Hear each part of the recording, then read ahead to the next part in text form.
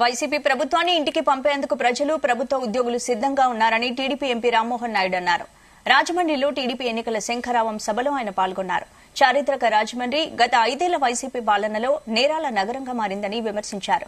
తన బావ ఆదిరెడ్డి వాసును ఎమ్మెల్యేగా గెలిపిస్తే రాజమండ్రిలో అభివృద్ది ఫ్లెక్సీలు ఏర్పాటు చేస్తామన్నారు. సీఎం జగన్ రాష్ట్ర వ్యాప్తంగా సిద్దం ఫ్లెక్సీలకు 700 కోట్లు ఖర్చు చేశారని, చివరికి గ్రీన్ మ్యాట్ వేసి సభలు నిర్వహిస్తున్నారని రామ్మోహన్ నాయుడు ఎద్దేవా చేశారు.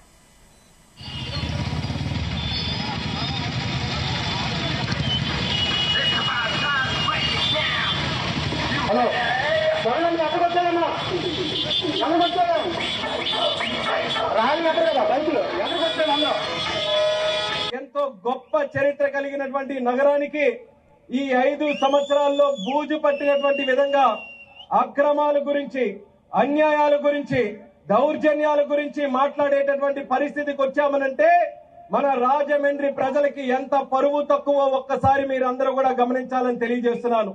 ఈ రోజు రాజమండ్రి 5 సంవత్సరాల గురించి మాట్లాడుతుంటే దేని గురించి ప్రస్తావించాల్సి వస్తుంది? ఈ రోజు నేరాలకి నగరంగా ప్రస్తావిస్తున్నాం, బ్లేడ్ బ్యాట్స్కి కేంద్రంగా ప్రస్తావిస్తున్నాం, ఆడపడుచులు స్వేచ్ఛగా తిరగలేనటువంటి నగరాలుగా ప్రస్తావిస్తున్నాం. మరి ఇటువంటి చెత్త పేరు ఈ నగరానికి తీసుకొని వచ్చినటువంటి నాయకులకి రాబోతున్నటువంటి ఎన్నికల్లో బుద్ధి చెప్పడానికి మీరందరూ కూడా సిద్ధంగా ఉన్నారో లేదా అని సందర్భంగా అడుగుతున్నాను. జగన్మోహన్ రెడ్డి అడుగుతున్నాడు సిద్ధమా అని. మేము సిద్ధమే కాదు, యుద్ధానికి రెడీగా ఉన్నామని తేల్చి చెప్పాలి. ధర్మ యుద్ధానికి సిద్ధంగా ఉన్నాం.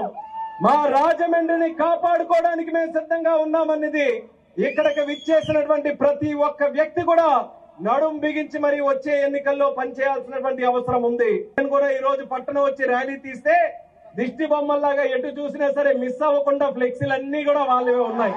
ముందుగా అనుకున్నాను, ఇంత చక్కగా పసుపు తోరణాలు కట్టారే, చాలా అందంగా ఉంది నగరానికి, చాలా చక్కగా ర్యాలీలు కూడా చేస్తున్నారు. ఎంతో మంది జన సమీకరణతో ఈ రోజు